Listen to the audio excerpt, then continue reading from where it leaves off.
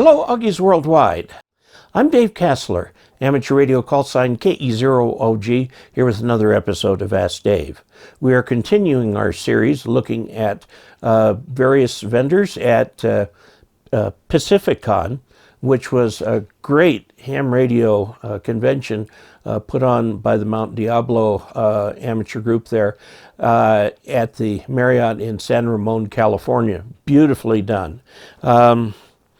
This person that we're going to talk to is Dan, AI6XG.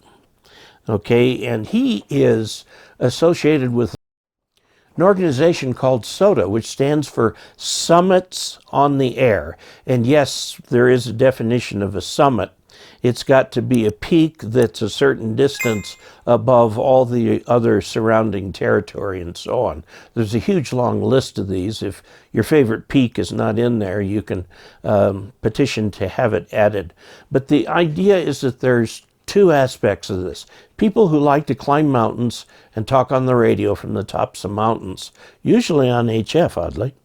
Or you can be in your shack and talk to these people. So you got somebody on a mountaintop and somebody in the shack, and they have interesting names for both. Let's hear about them. Let's see, this is SOTA, Summits on the Air. And tell me why I should be involved. So SOTA is Summits on the Air. I'm Dan, AI6XG. And there's two ways to participate in SOTA. You can chase people who are up on summits, or you can actually come up on a summit and activate a summit.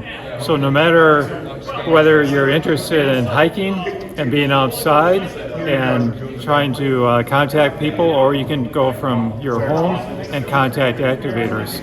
So personally, I like being on a summit because I like being outdoors. I like to hike, but I also like to build things. So the real challenge is, how do you get an antenna up on top of a mountain? How do you deploy it and bring it back down, and also the equipment that you want to carry. So it's a good technical challenge, but it's also, if you enjoy being outside, you like to travel and just meet good people, you want to be part of SOTA. Now, what is the difference between this and the old national parks on the air that the league did? Yeah, so the Summits on the Air is summits that have prominence of at least 150 meters. So that could be inside a national park or outside a national park. The National Parks on the Air was strictly for national parks, and you had to operate within the park. So for instance, Yosemite has a number of peaks, more than one SOTA peak within the national park. Okay, and how does one win at this game? So it's not really a contest, it's to go out and enjoy the outdoors or enjoy your radio. But of course there are prizes or award levels.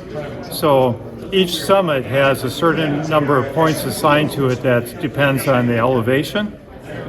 And so when you activate it, you had to have 4 contacts on that summit, and then you get whatever points is assigned to a summit. Those that have accumulated 1,000 points are called mountain goats. And that is something that every SOTA activator wants to achieve, is being a mountain goat. For the chasers, the people who try to get contact with the people on the summits, they can be what's called shack sloths.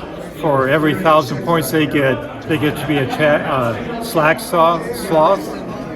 And when they get to 10,000 points, they're a super sloth. So even though it's not really a contest, there are still awards, and you can get certificates for that. Okay, very good. Well, thank you. Absolutely. 73. So there you have it. Until we next meet, please check out dkassler.com/support and 73.